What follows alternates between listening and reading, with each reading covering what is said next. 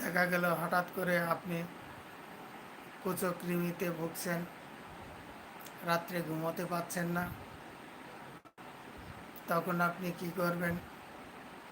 আপনার বাড়িতে যে মহামূল্যবান গাছ আছে, সেটি কি গাছ?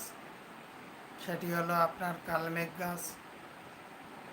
এই কালমেঘ গাছের পাতা নেবেন,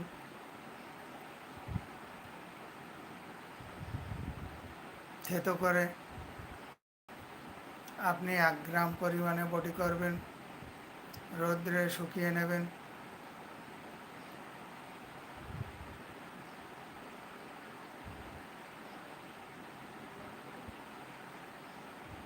শুকিয়ে নেওয়ার পরে আপনি সকালে একটা বিকেলে একটা খাবেন। দেখবেন কয়েকদিনের মধ্যেই আপনার ওই কৃমির উপদ্রব থেকে আপনি মুক্তি পাচ্ছেন।